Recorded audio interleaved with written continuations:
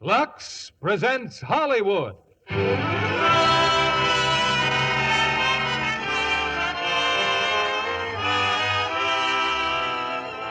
Lever Brothers Company, the makers of Lux Toilet Soap, bring you the Lux Radio Theater, starring Bob Hope and Lucille Ball in Fancy Pants.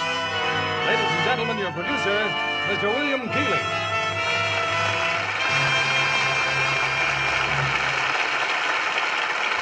Greetings from Hollywood, ladies and gentlemen.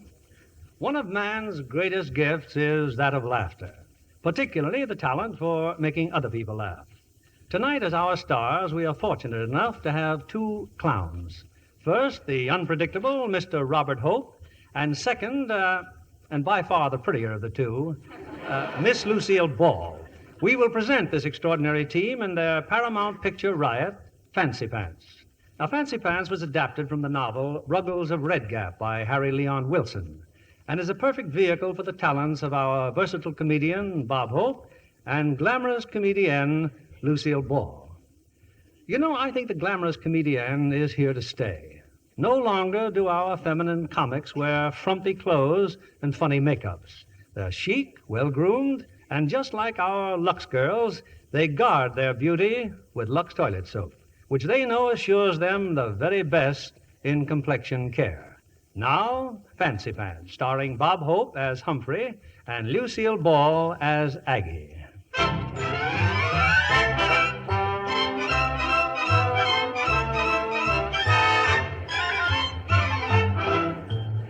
It's England, 1905, and out in the countryside, a third-rate group of actors has just concluded another dismal performance.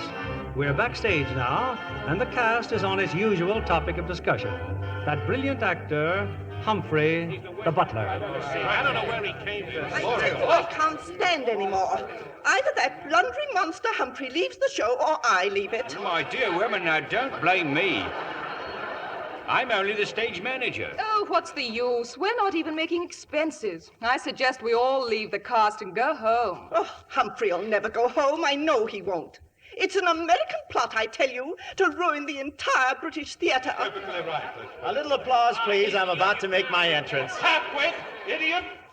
Thank you. That'll do, please. That's enough remarks. There's no more room between my shoulder blades. You know, with a little concentration, I may become another Gromyko. Blundering American idiot. Fiend. Dracula! I'm making a cat battle of water to make the native land. Now, if you'll all keep quiet for just a moment, I've got some news for you. Yes, what is it? It so happens that the young Earl of Brinstead was in the audience tonight. Royalty? Yes, and not only that, but the Earl of Brinstead has a proposition to offer you. Oh, Yes, now, he's waiting in the office. Come along, all of you. here we are. The entire splendid cast, I presume. Now, let me warn you, Earl, we're the finest actors in the British Empire, and we're going to be real tough to deal with. Now, what's your proposition? Well, We'll take it. Ladies and gentlemen, I recently have become acquainted with a rather intriguing young lady from America. Now, her mother is a nouveau riche, determined at all costs to inflict culture upon her daughter, Agatha. So I have invited Miss Floud and her mother to my country estate for the weekend to meet my family.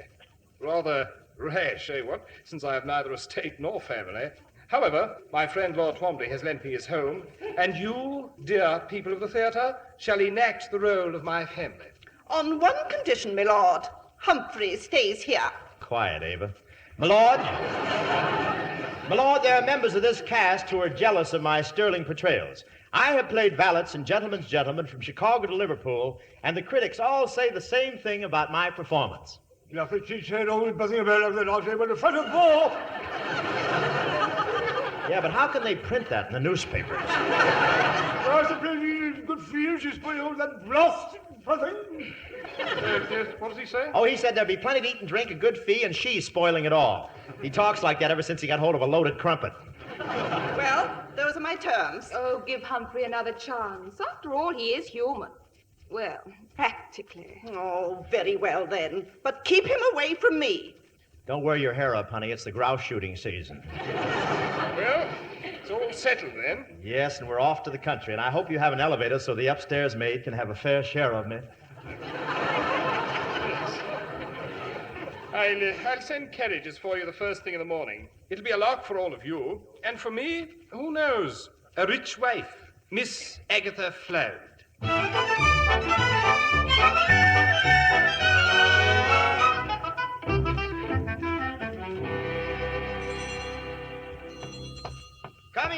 Coming. Howdy. Oh, good afternoon, Mum. Aggie, Well, you got a courtesy. How many times did I tell you? oh, Mom. Good afternoon. Your rap, Mum? I'll say, bought it in St. Louis. Solid ermine. Oh, I'm the butler. Oh. Thank you, I think so myself. His lordship awaits in the garden. If the two mums will just follow me. Aggie, what class? Wish we had something like that back home. Oh, Ma, somebody'd shoot him before we got him near the house. My lord, direct from America, presenting Mrs. Floud and Miss Floud. Oh, so good to see you. Thank you, sir. Now here are your guests.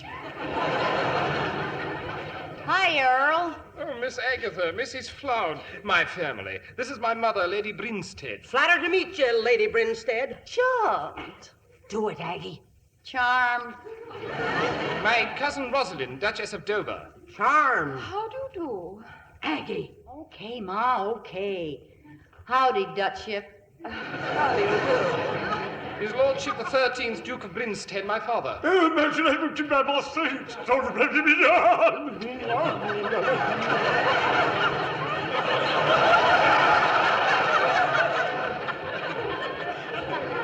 Hey, what's he trying to do to me? Just kissing your hand, Miss Agatha. You'd think there was gravy on it. You must forgive father's enthusiasm. Told him all about you, sir. You hear that, Aggie? The Earl told his pa all about you. And somebody ought to tell his mother all about his father. Well, I hope our guests find it relaxing here at Brinstead Manor. Eh, Mamma? Yes, indeed I do. Oh, beg pardon, my lord. Yes, Humphrey? Your monocle is smudged. You've been breathing through your eyeballs again. There you are. Anything else, my lord? Mustache wax, a touch of hair oil, perhaps? A whiff of stopette?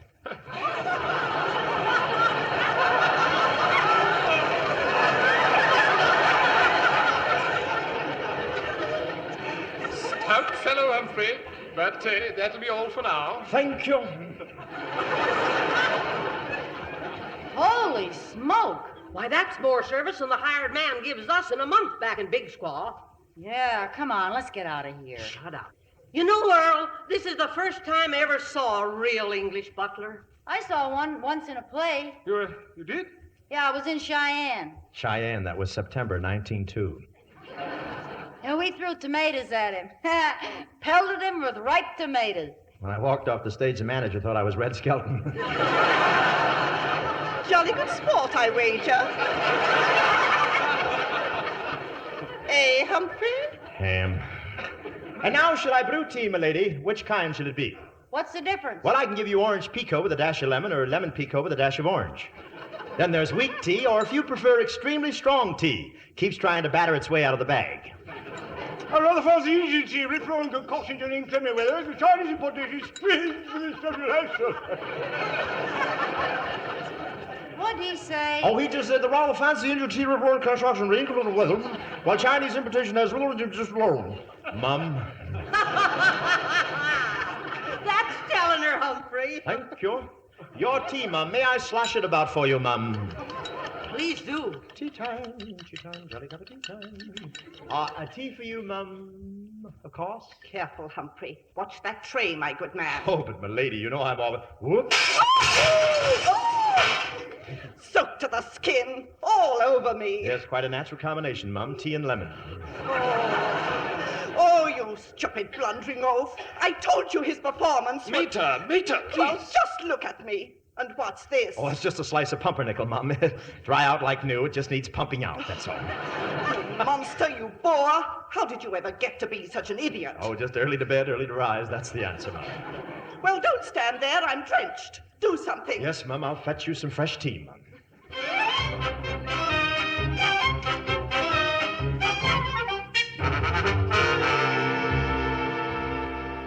Humphrey, Over here, Humphrey. I want to chew the fat. So soon after tea, Mum? Shh. What do they pay you around here, Humphrey? 6 quid, 3 bob, 2pence halfpenny a fortnight, Mum. How much is that? I don't know. I'm still trying to find out what a fortnight is. Well, how about a nice fat raise, Humphrey? Are you trying to lure me from the service of his lordship, Mum? Exactly. Impossible.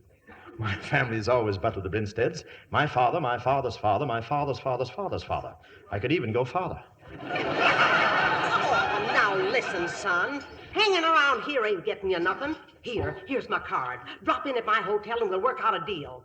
Double your salary. Don't tempt me, Mum. Money brings out the cad in me, and my cad is ready to get out. Well, meanwhile, just see that you keep out of the billiard room. The billiard room? Oh, I've been barred from the billiard room for life, Mum, for cheating. I won 50 pounds shooting pool with the Earl before he found out the terrible thing I'd done. The terrible thing you'd done? What was it? Oh, I can't tell you, Mum. What was it? Well, I soaked his pool cue in Jergens lotion. He'd never have found out, but someone started to play Song of India and it crawled into a basket. Well, Aggie's in there with his lordship, and he's alone. Who knows, Humphrey? Maybe he's going to propose. Gad, Mum. I trust the luscious Miss Floud knows what she's doing, Mum. Maybe she don't, but I do. Just imagine, an earl for a son-in-law. Hey, what are you doing? Humphrey, no! Leave him be. I tell you, he's going to propose. Now then, Agatha, my dear, if you'll just give me your hand. Okay, here. Thank you. You place the hand on the billiard cue thusly. Do you follow me? May I tell you something, dear Agatha? May I tell you that I brought you in here just to be alone with you? Why? Because you're the most exciting girl I've ever met. If only I knew the right words. If only I knew what to do. May I be of service, my lord? Sherry, my lady? Well, don't mind if I do. Sherry, my lord? No, nothing for me. Thank you, Humphrey. Scotch and soda, my lord? Nothing at all, thank you. You may run along now. Scotch and water, my lord? No, nothing, thank you. Soda and water, my lord? Nothing. Water over water? Scotch over ice, my lord? No, nothing, Humphrey. Scotch over scotch, scotch over bourbon? That will be all, Humphrey. Thank you. Care to play musical glasses? It's jolly well crazy, my lord. No, nothing. Shall I draw the blinds, my lord? Draw your bath? Draw your picture? Look, Humphrey, draw whatever you like, but somewhere else. Somewhere else. Yes, my lord. Or shall I chalk the mum's cue, my lord? Why don't we just give up until he winds down? You heard his earlship. Hit the breeze and stop talking. Well, if Mum feels that way about it, Mum's the word, Mum. I'm terribly sorry, Agatha. Now, as I was saying, oh, my darling, if you only... Announcing Sir Wimberley, Mrs. Floud, Lady Margaret, Lady Rosalind, and Cyril, my lord. Oh, for heaven's sake. Lady Margaret, Mum, may I serve the punch bowl? You may. Serve the punch bowl, Humphrey. Fine, Mum, as soon as I return from the laundromat on the corner. I can't think of any place else to put the goldfish. By the time you finish the punch, they'll be suds washed and rinsed 3 times. Well, Aggie, any news? Oh, lay off of me, will you, Ma? Well, you may not want his earlship, but I sure got a hankering for Humphrey. Ma! I tell you, Aggie, that Humphrey'd make a real gentleman out of your paw. Take that home with us to Big Squaw? Well, why not? You got bats in your belfry. I don't care. I'm going to get that Humphrey for your paw somehow. If Lady Margaret would only fire him. Oh, Pa, just feed him to the pigs. Get over there and shoot your pool. I gotta think. How am I gonna do it? How? A little refreshment, Mum? Bavarian punch? Bavarian punch? Whiskey stirred with a Bavarian. No, I don't want any. Well spiked, Mum. A little punch, Mum? Why, thank you, Humphrey. Make you fit as a tiddly and ready to wink. I'm warning you, Humphrey.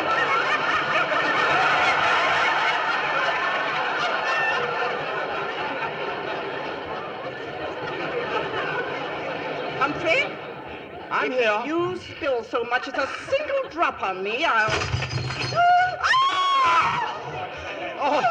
Oh, but Mum, I was bumped just as I was bending over to serve you, Mum. Someone cued me. Oh, get out!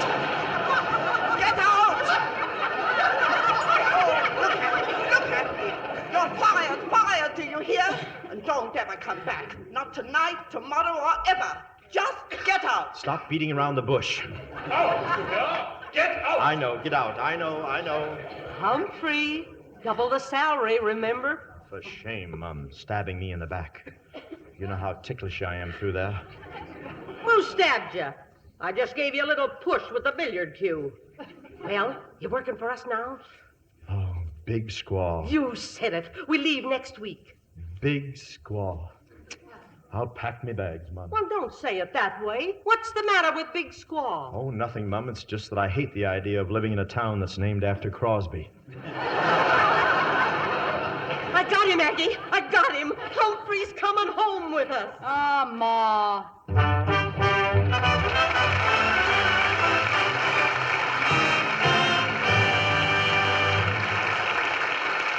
In a few moments, we'll present Act Two of Fancy Pants. Now, here's Libby Collins, our Hollywood reporter, with the Lux movie news of the week. We're off to Mexico this week, John, to a gay, romantic Mexico setting for the Howard Hughes presentation, His Kind of Woman. That's the RKO picture starring Robert Mitchum as a gambler who goes straight and is forced to shoot it out with a tough gangster. And Jane Russell turns in some high comedy as an ex-band vocalist masquerading in high society. But she turns straight, too, and ends up in Mitchum's arms as his kind of woman. I hear Jane Russell wears absolutely dazzling costumes. But then Jane's a dazzler herself. She's a Lux girl, John. With a truly Lux-lovely complexion. Yes, indeed. Jane Russell always depends on Lux soap care for her complexion. And she tells me she adores the big new bath-size Lux. It makes her daily beauty bath so luxurious. So many screen stars say that, Libby. In fact, bath-size Lux is a favorite all over Hollywood and everywhere. The creamy lather is so abundant, even in hardest water. And I love the way it leaves my skin so fresh. Lux lovely all over. Yes, Lux Soap's active lather makes you sure of daintiness, sure of charm. It has a delicate flower-like fragrance that really clings, really lasts. Tomorrow, get this satin-smooth bath cake that leaves skin Lux lovely all over. 9 out of 10 screen stars use fragrant white Lux toilet soap. Now, our producer, Mr. William Keeley. Act Two of Fancy Pants, starring Bob Hope as Humphrey and Lucille Ball as Aggie.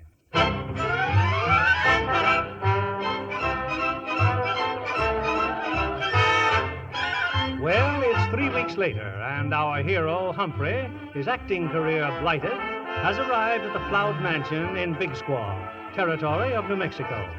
Mrs. Floud is showing Humphrey around the house, while Aggie and her father... Oh, I sure missed you, daughter. I sure did. Say, how come you're all Sundayed up on Tuesday? Oh, it's Ma, Pa. She's taken to finery like a hog takes to slop.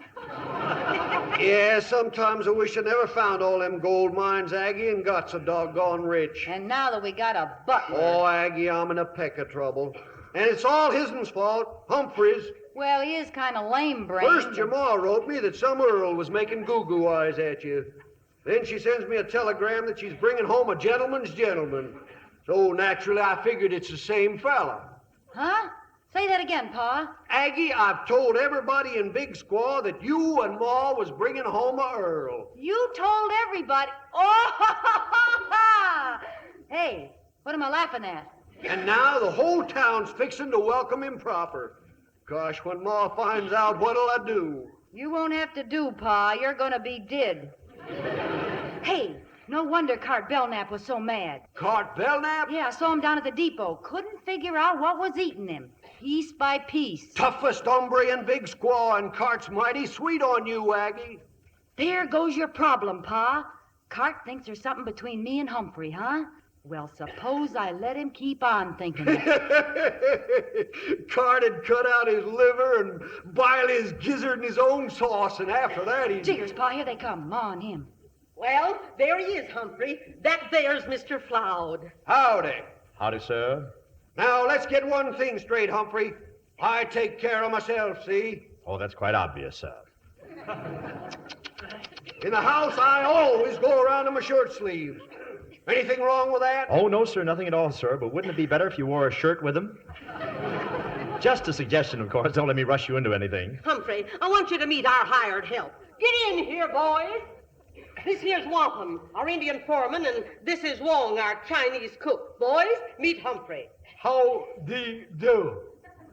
Oh, they do. All right, Humphrey. You can start right now lecturing Mr. Floud. Humphrey, your first doorbell. Go on, see who it is. Thank you.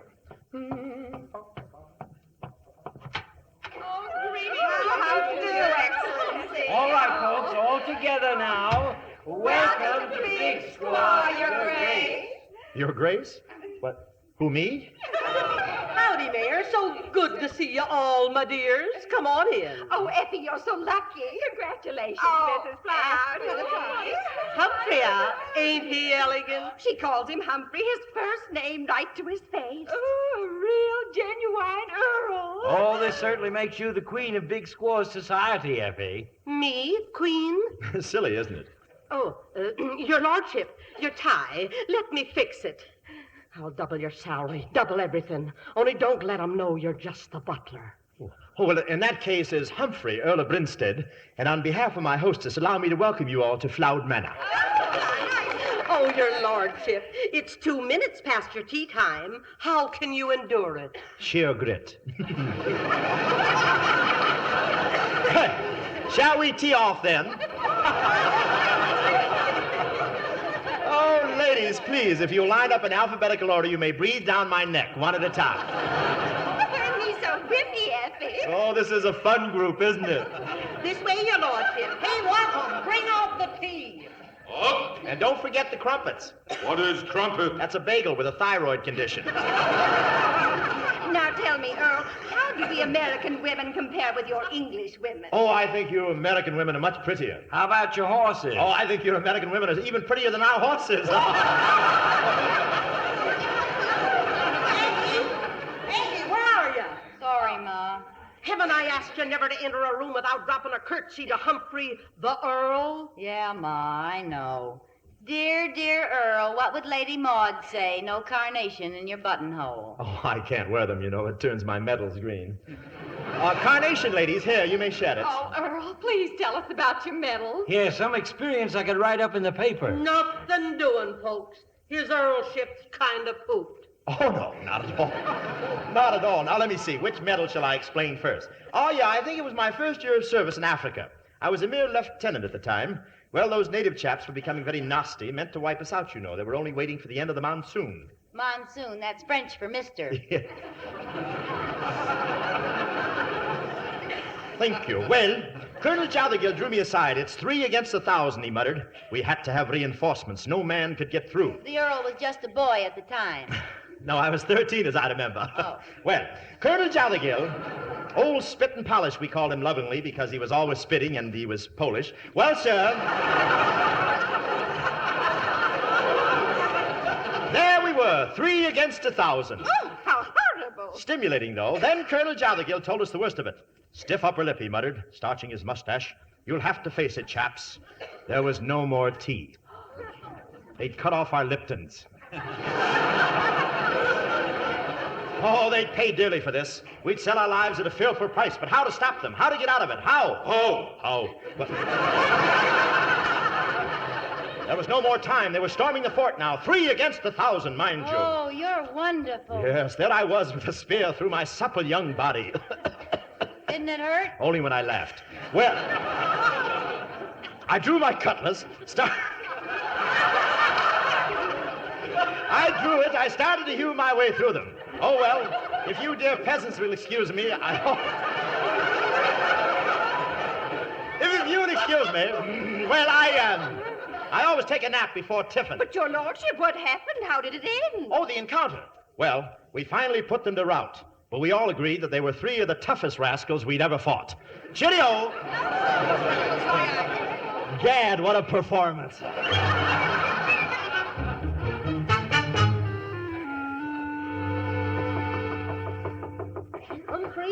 Humphrey! Enter then! Enter! Humphrey, you get out of that bed and make tracks for the Yellow Dog Saloon. Them 2 varmints, Aggie and Pa's over there. In a saloon. It's a revolt. Oh, but Effie, one does not disturb an earl this early, and the earl is feeling very earlish this morning. Humphrey, in the weekly newspaper you may be an earl, and in front of my friends you may be an earl.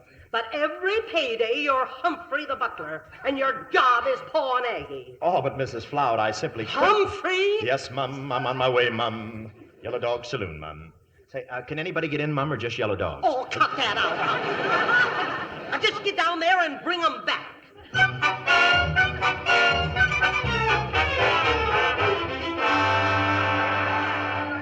come on, Aggie. Tell her the rest of your big idea? Yeah, go ahead and tell them, Aggie, honey. Well, boys, Pa and me come down here because we knew as soon as Ma found out we was gone, she'd send Fancy Pants, that is the Earl, down here to get us. Only meantime. Yeah, only meantime, I sent word for Cart Belknap to come over. So hang around, boys. Figure we might see something real interesting. Aggie, look who's walking in. Fancy Pants. Come on in, Humphrey. Boys, I want you to meet our new boarder, the Earl of Brinstead. Earl, the boys of the Yellow Dog Saloon. No, don't get up. You'll muss up the sawdust. Begging your pardon, young mum, but the maid has requested that you both return at once to the manor. What's wrong with our manners here? Oh, come on, Humphrey, sit down. Hey, Aggie, how about singing that song again for his earlship? Sure, Pa, why not? Hey, Sam, get over to the piano. Okay, Aggie. It's for you, Humphrey. Jolly decent of you, Mum. Give it to him, daughter.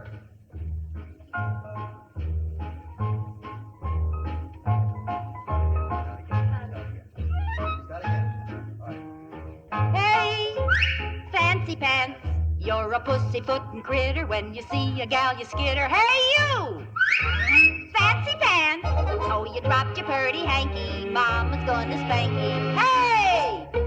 Fauntleroy, women who crave men wanna love cavemen. Say, angel boy, show some grit.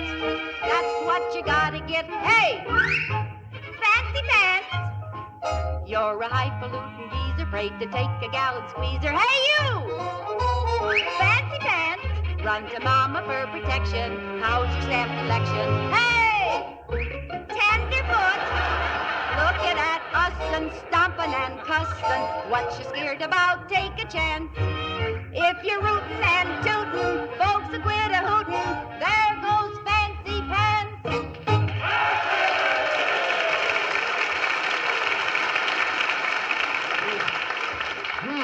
Fancy Pants. Oh, I was just kidding, Humphrey. Now, why don't you tell the boys about the time you were in India? Oh, yes. By Jove, what a moment that was. In all India, I'd never come across a more ferocious beast.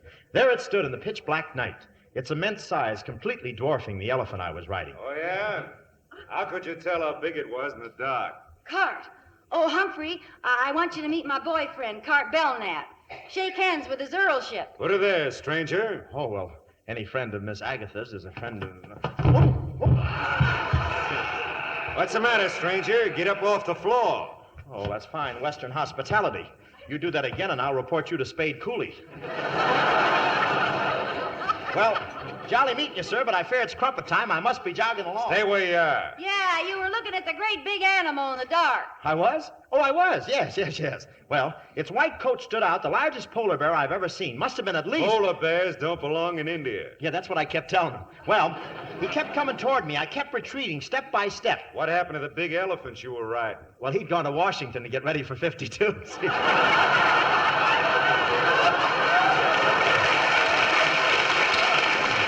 Well, there I was. Never dreamed of that. Well, there I was, alone, unarmed, except for a spear that a friendly native had left lodged in my chest. Yeah, but it only hurt when you laughed. Yeah.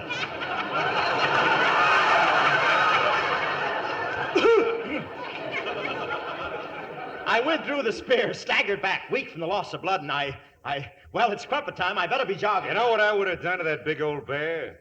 I'd have twisted his neck. Like this! Oh. And I'd have got him by the ears, and I'd have yanked him off. Like this! I wish you'd have been there. It would have been very... Then I'd have got me a couple of handfuls of fur, like this, and I'd have pulled him off. Pa, maybe we better stop Cart. Oh, he's just getting warmed up, daughter. And you know what I would have done next? Don't tell me. Let me guess. All right, go ahead and guess. Well, I guess you'd have taken your trusty revolver... Well? ...and hit him over the head like this. Ooh! Cheerio, chaps. I must whiz. Aggie, did you see what he did? Yeah, to Cart Belknap. Hey, Fancy Pants, wait for me!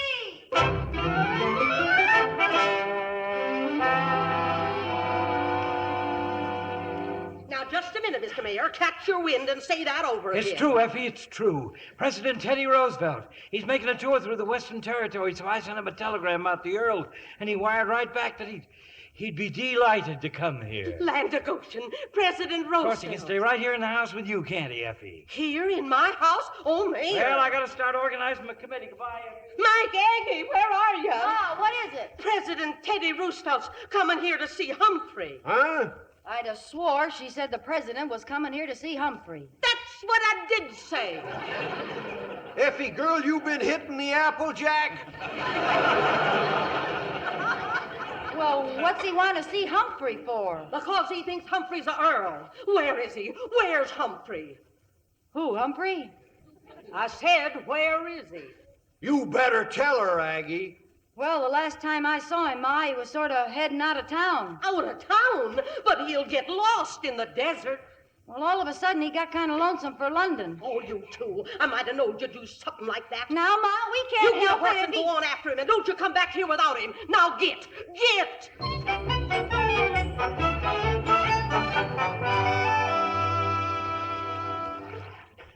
I'm lost. Lost in this endless desert. Water. Water. Anything that'll save my life. Water. A package of Chesterfields.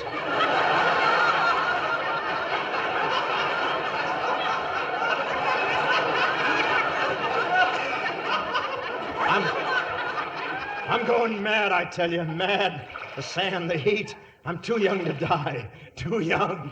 Too handsome. Water! Water!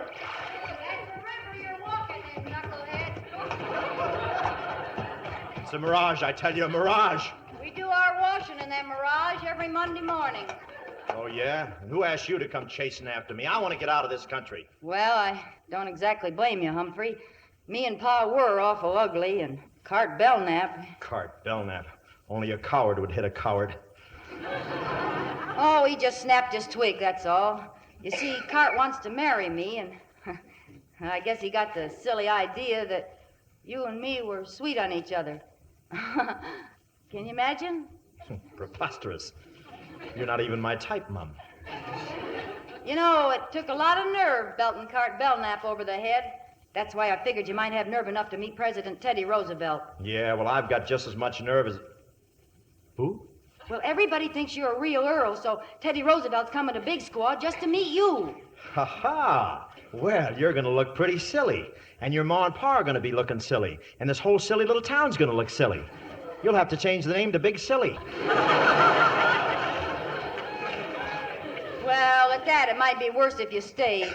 Imagine you trying to fool a president. Say, presidents can be fooled. They vote for themselves, don't they?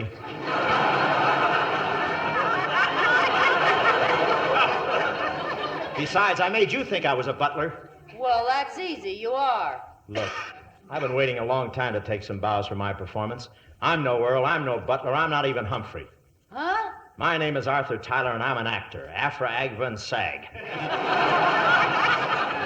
And paid up. Actor? Gosh. Well, why did you pretend to be a butler? Because I was stranded in England, flat broke. Gee, a real actor. Playing an English earl for President Roosevelt. With me and Ma and Pa to applaud. Yeah, and I'd be the star. That's a step up. And an audience of 3. That's a step up. Sure. Besides, there's a lot of innocent people down in town depending on you, Humphrey. I mean, Arthur. Innocent? How about Cart Belknap? Would you tell him we don't mean anything to each other so he'd stop trying to put my head in his trophy room? Well, sure. I'll tell him that we don't mean a thing to each other. Well, there's my horse, Humphrey. Let's get back to town. Ah, yes, the horse. I hope you don't mind riding double. Double, Mum? Wouldn't think of it. Oof, there we go. Oop. There. You all set, Mum? Perfectly comfortable, Mum? Oh, sure. Let's go. Later on, if your feet start hurting, maybe you can ride the horse.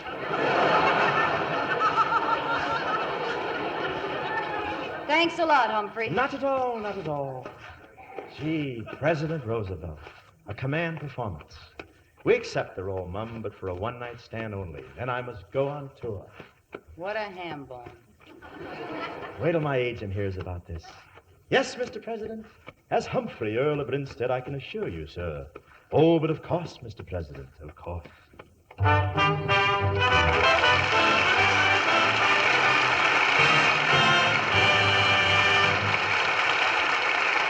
In just a few moments, we'll return with Act 3 of Fancy Pants. And now for my guest tonight, I have a young lady who's a charter member of Paramount's Golden Circle, Miss Joan Taylor. The circle means, Joan, that Paramount has high hopes you'll become a star. Well, I'm hoping, Mr. Keeley, and working like mad. But you already get your name in lights. You know, every time a picture you're in plays in Lake Forest, Illinois. Confidentially, that's because my father owns the theater. And your mother danced in vaudeville. Yes, she was a headliner and started me on dancing lessons early. Well, Joan, dancing started many a screen beauty on her career. Look at Jane Wyman and Alexis Smith, who are playing opposite Bing Crosby and Francho Tone in Paramount Pictures' wonderful new comedy, Here Comes the Groom. I watched it being made, Mr. Keeley. What fun. What tangled romances. Being in love with Jane, Jane engaged to Francho. And Alexis, the glamour girl, whose competition brings Jane back to Bing. Yes, if you'd like to laugh, don't miss Here Comes the Groom. And when you see lovely Jane Wyman and Alexis Smith, notice the smooth beauty of their complexions. Both Jane and Alexis know how easy it is to be Lux Lovely, Mr. Kennedy, and I agree with them. Lux soap facials really work wonders for my skin. You have a lovely complexion, Joan. And as you know, here's all there is to a Lux Active Lather Facial. Cream the rich lather well into your skin, rinse thoroughly with warm water, then cold, and gently pat dry with a towel. It's the active lather that does the trick. Leaves skin softer and smoother. So discover how easy it is to be Lux Lovely. Get a supply of Hollywood's own beauty soap tomorrow. 9 out of 10 screen stars use fragrant white Lux toilet soap. We pause now for station identification. This is the CBS Radio Network.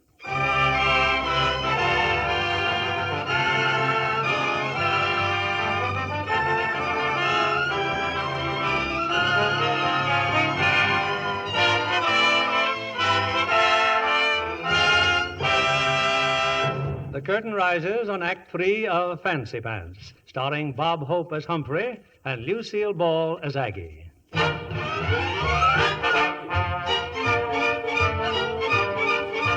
biggest day in the history of Big Squaw is at hand.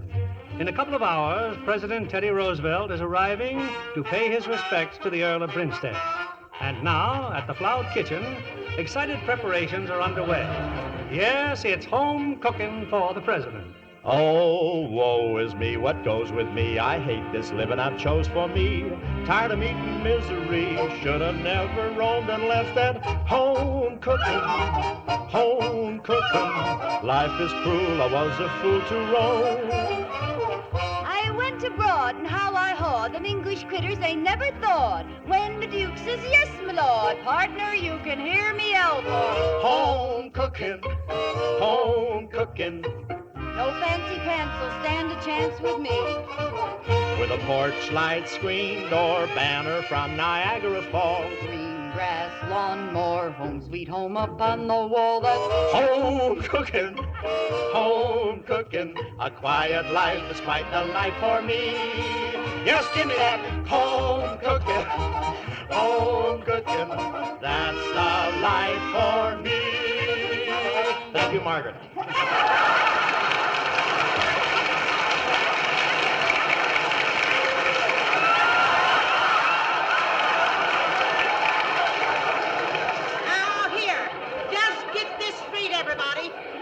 This here dinner party for President Roosevelt's coming off right. Or them that is responsible. Listen, I'm talking to you. Them that is responsible is going to supper. You hear me, Aggie? I hear you, Ma. And if you forget to curtsy, I'll bust your curtsy. Oh, all right, Ma. A doorbell, Mum, I'll get it. You stay where you are. You quit calling me Mum, gol darn it. Today you're the Earl of Brimstead in capital letters. Oh, yes, just the way it's embroidered on my shorts. I've been practicing a royal sneer all morning. I'll soon be getting fan mail from Basil Rathbone. Oh, what a season this is. Oh, it's probably just Carrie with her potato salad. Lay off the doorbell, honey. I'm coming. Come in, Carrie. We'll... Oh. Mrs. Floud, how do you do? Oh. Fainted. Pick her up, Bennett, and bring her in. Yes, sir. That's the trouble with these surprise visits, Mr. President. Oh, here now. What's the miss, you chaps? She fainted. Oh, well, you see, President Roosevelt's coming, and everyone is simply... Well? Aggie, Aggie, it's the president! Huh? Well, so it is. I'm Mike Floud, Mr. President. This here's my daughter, Aggie. How do you do? And this here's the Earl of Brinstead. Oh, pleased to meet you. Any president of Paws is a president of mine. How'd you do? Delighted. And this gentleman is Mr. Bennett, Secret Service, you know. Oh, yes, of course. And down here is our hostess, Mrs. Effie Flower. Ma, wake up, Ma. I'm sorry I dropped in so unexpectedly, Mrs. Flower, but I've listened to so many speeches of welcome I was hoping to avoid the one at your depot. Aggie, you take the president in the parlor till we get things fixed up in the kitchen. Personally, I'd like to go in the kitchen with you. You mean it? I make a steak sauce that is very popular in Washington. You do? Extraordinary. Back to the kitchen, everybody. Delighted. Bully for you. And to think I almost voted for Brian. I say this is a ginger group, isn't it?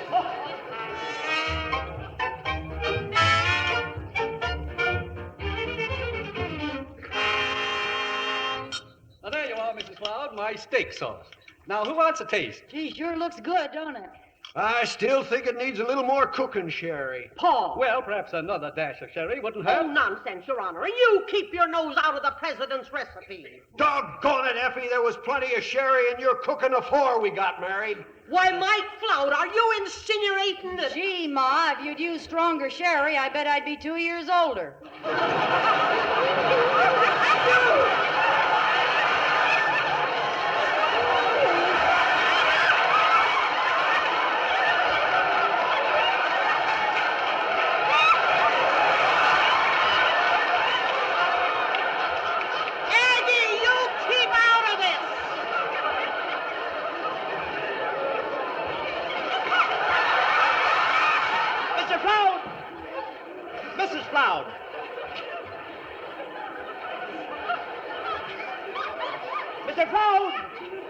Mrs. Floud, after all, the president's on his vacation. Do you want him to think he's back with Congress?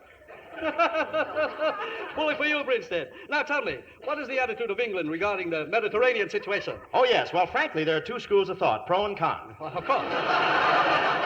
But just how do you feel about it, pro and con? Well, the pro people seem to be for it, and the con group are definitely against it. Definitely, sir.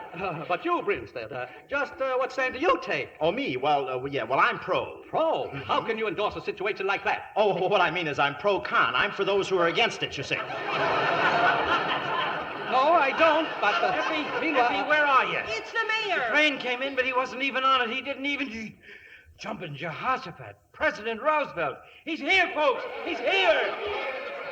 Mr. President, as mayor of Big Squaw, permit me to welcome you to our fair city. And in honor of this... Oh, bravo. Excellent speech, Mr. Mayor. Brief but meaty. Thank you, Mr. Mayor. Thank you all. But I've got a whole lot more to say. That's all right. You can mail it in later, Mayor. Thank you. Everybody get a plate and pitch right into It's free, you know. Everything's free. I want you to try some of the venison, Mr. President. Aggie here shot it herself. Bully for you, ma'am. If only I had time, I'd do some hunting. Oh, what we ought to have is a fox hunt. Oh, yes, they're fun, especially if the fox is riding a fast horse. Over hill and dale, yoicks and away, all that sort of tittle. Blasted shame you have to be pushing off, Mr. President. After all, I do have a schedule. Bad show. Disappointing to the hounds, you know. Why, Dad, we won't disappoint the Brinstead. Oh, Bennett. Yes, sir. We're staying over. See about the train. Yes, Mr. President. And you, Brinstead, you shall lead the hunt. Me? Tomorrow morning. Oh, but We'll spend the whole day on horseback. The whole day on horseback? I may find a new place to put my Dr. Scholl's foot pads.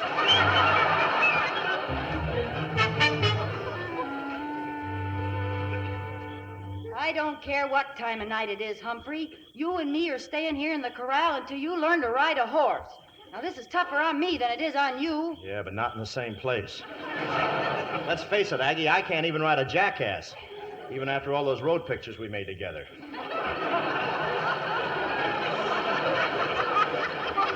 That goes with Here Comes the Groom, doesn't it? I can stay on a horse. I can stay on a horse when he walks, I think, but I can't go out there riding in any fox hunt. Playing an Earl was easy, but all I ever hunted was a job. Well, I ain't asking you to ride just for Big Squaw or for Pa or Ma. It's for me, Humphrey. Me? I mean you? The first time I saw you, I said to myself, here's a dirty, low-down, lily-livered coyote. Then, as I got to know you better, I figured you for a filthy, sneaking rat. Yeah, I grow on people like that. But then again, you remind me of a little old chipmunk I had when I was a kid. Only thing I ever loved. Same look in the eye as you got. I'll never forget how he looked at me just before he went west. California? Dead. Smog poisoning, huh? Cart Belknap shot him. Hey, did you ever tell Cart Belknap that we didn't mean a thing to each other? Well, not yet, Humphrey, but I was fixin' to. Well, don't. Huh? Well, I don't like my women to be lying. You mean you aren't running out on us? Nothing's going to stop me now, maybe not even a horse. Oh, Humphrey, would you kiss me? Nobody'll see. It's dark out here.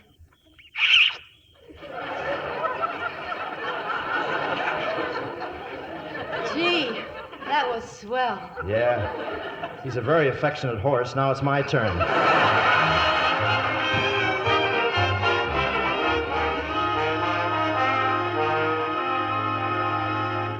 Bully idea, this fox hunt. Bully! Well, may not be exactly like England, Mr. President, but the fox will never know the difference. Ah, here comes Brinstead. Tally-ho, pip-pip, everyone. Top of the morning, Your Excellency. Thank you, Brinstead. Splendid day for the...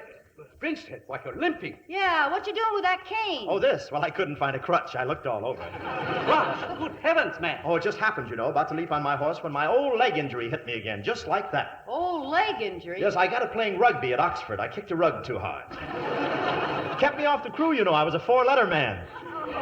Yeah, and I can spell it. Well, we can't have the hunt without you. Guess we'll have to call it off. Oh, nothing of the sort. Tradition.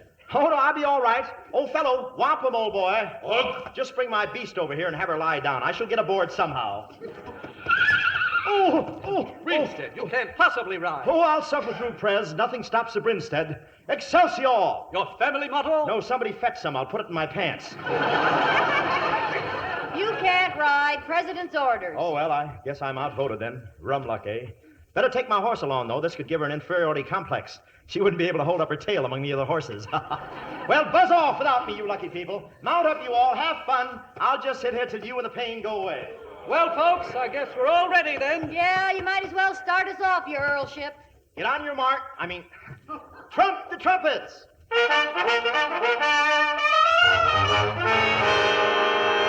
Unbox the fox.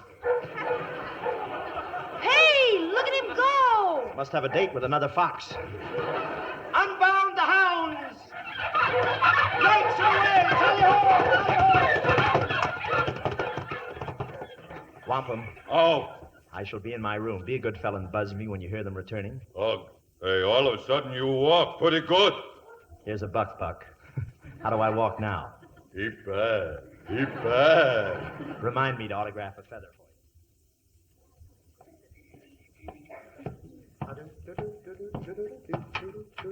Come on in, your lordship. Belknap. I've been waiting for you. Cart Belknap. Sorry about your bum leg, your lordship. You do ride, don't you? Ride, my dear fellow? I was born in the saddle. Mama got a bad break with the traffic lights. That's very funny. Now, let's see you laugh your way out of this one, Mr. Tyler. Tyler? Who's Tyler? You are. I've been looking around your room, and I found this. Put down that scrapbook. You're wrinkling the lace. Put it down. You heard me. Put down that scrapbook. Put it down, I say. Why should I put it down? So you can help me pick up my teeth. Shut up. Full of newspaper clippings, ain't it? Like this, for instance. Arthur Tyler, an American and an actor, but not a very good one. Well, I was a British critic, and they didn't like American actors then. That was before the loan. But look at here. Says Arthur Tyler gives a standout performance. Only that ain't all it says. He stands out as probably the worst performer who ever... Oh, you admit you're Tyler, huh? Oh, of course not. I'm Humphrey, Earl of Brinstead, Pip-Pip, Tally-O, and all that sort of there. Then what's his scrapbook doing under your pillow? Well, I like to sleep with my head high. You know, the president and the whole town's going to be real upset when they find out how you and them Flouds try to make fools out of him. Oh, but Mr. Belknap, surely you're not going to tell him about it. I mean, not so much for me, but for the Flouds. They're such nice people. Especially Aggie? Yeah, that's right. I wouldn't miss this for $1 million. Well, cheerio, Mr. Tyler. I'll put a real good finish in your scrapbook for you. Your funeral notice. You can't do it. You're not going out of this room with that scrapbook. Oh, no? No. So long, Humphrey. I'll unlock the door as soon as they get back from their fox hunt.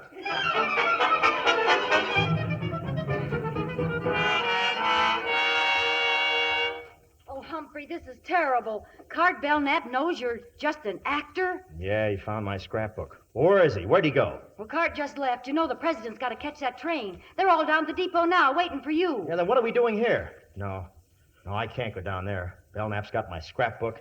He's going to tell everybody that I'm... Not if we get there first, he won't, and I know a shortcut. He'll beat me up again. He'll tear me to pieces. Who cares, as long as the president is gone by then? Yeah, who cares? What are you, a salesman for the Blue Cross plan? Oh, my leg. Oh, my old injury. My war wounds. Humphrey, this is Aggie. Yeah, that's right. Gee, you're pretty. Come on, Humphrey, we're going down to the depot.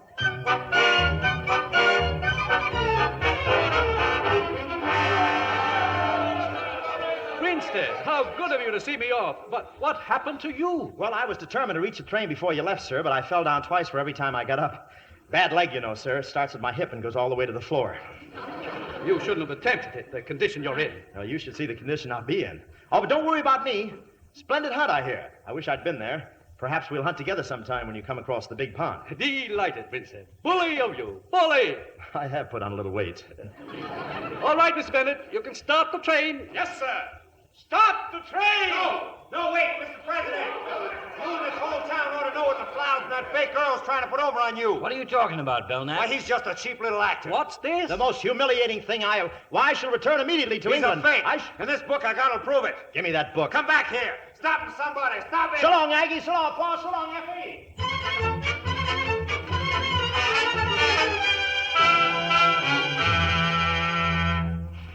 I'm lost. Lost in this endless desert. Water. I'm going mad, I tell you.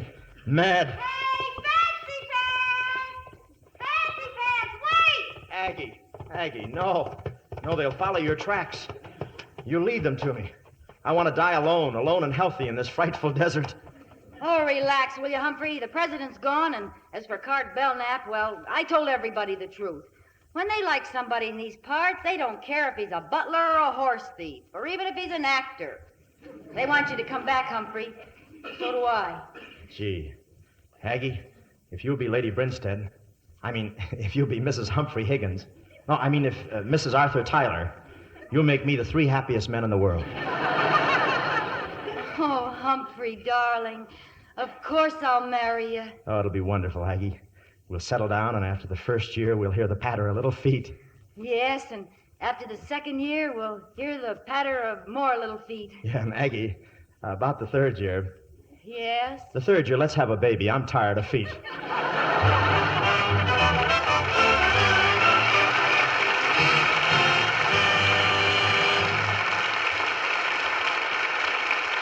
In just a few moments, we want you to meet our stars in person, and Mr. Keeley will tell you all about next week's show. But now, here's Libby Collins with a big piece of news for you. You mean, John, with a big question for everyone? A question? Yes. Who is the lovely Lux girl? Or perhaps I should put it this way. Can you identify the portrait of the Lux lovely Hollywood star whose eyes are masked out? Her picture's appearing in newspapers all over the country, on posters, in grocery stores, everywhere. Oh, she's the mystery star in the big Lux Girl contest. And it is a big contest. $60,000 worth of prizes. Why, the first prize is $5,000 cash plus a Ford Victoria sedan. And there are hundreds of other prizes. 10 Ford Custom V8 two-door sedans. 200 14-karat gold diamond Bulliver watches. $10,000 in additional cash prizes. Over 1,200 opportunities to win. And it's such fun to enter, because first you look at the picture of the lovely Lux girl you'll see at your grocery store, and right on the poster is a clue to help you. She's the star of Metro-Goldwyn-Mayer's Too Young to Kiss. That makes it easy for everyone to identify her. Now comes more fun in your entry. You complete the last line of a jingle, and here's the jingle. June is her name, the last is da-da-da. That's where you fill in the star's name. I'll repeat it. June is her name, the last is da-da-da. Her lovely skin's beyond comparison. Her beauty soap's the one for me. You write a last line to rhyme with me. There are lots of things you know to write about Lux soap to help you write that last line of the jingle. For instance, Lux is Hollywood's own beauty soap. It has active lather that leaves skin softer, smoother. And Lux soap's delicate perfume clings, leaves skin sweet and fresh. 9 out of 10 screen stars are Lux girls.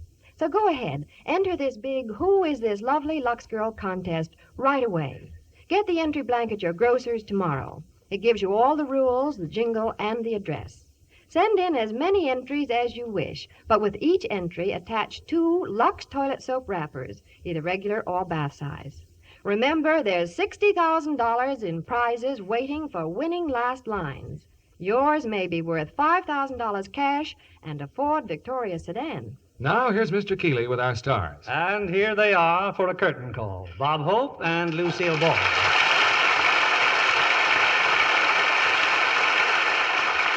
Lucille, Bob, we want to thank you doubly for making us forget our troubles for an hour. Always nothing at all, Bill. Always glad to do a benefit. Bob, this wasn't a benefit. This is the Lux Radio Theater. Well, it was a benefit for me. After all, how much Lux soap can I eat? But, Bob, they pay me money, and then I buy my own Lux soap. It's cheaper that way. How do you like it? Crosby told me he saved the wrappers and sent Gary to college. Why, Bob, you don't need any more money with all those successful pictures you make for Paramount. Yeah, what's the title of your new picture, Bob? The one you made with Hedy Lamarr. My favorite spy. Oh, that's the picture Bob's fans are writing him about. His fans? You mean his relatives? Hold it, Lucy. Yes, they write in, but it's different from your Lux Girl contest, Bill. Anyone anywhere in the world has a chance to have the world premiere of The Favorite Spy right in their own living room. And guess who'll be their guest for dinner? I knew you'd try for a free meal somewhere along the line. Seriously, Bob, that sounds like a wonderful idea. I'd like to enter myself. I'd rather enter the Lux Girl contest because I am a Lux Girl. It's my favorite complexion care. Well, if you want to enter this contest, you write me to Bob Hope Contest, Hollywood 38, and tell me why you think the world premiere should be held in your home.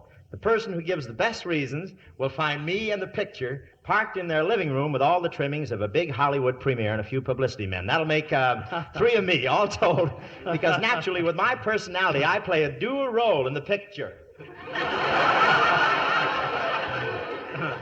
Can you imagine seeing a movie with 2 Bob Hopes in it? How about Lux Radio Theater next week, Bill? Well, it'll be another Paramount picture with a very famous title. One of the top dramatic successes of last season, Sunset Boulevard.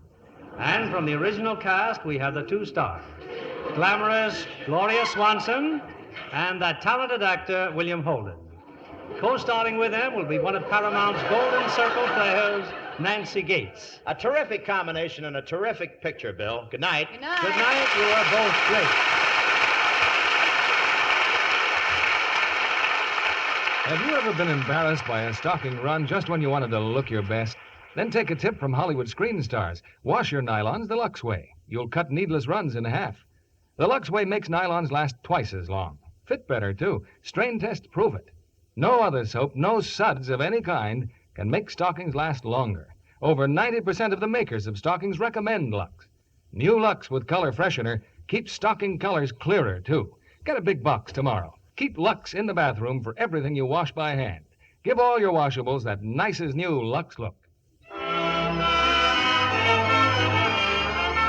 Lever Brothers Company, the makers of Lux Toilet Soap, join me in inviting you to be with us again next Monday evening when the Lux Radio Theater presents Gloria Swanson, William Holden, and Nancy Gates in Sunset Boulevard.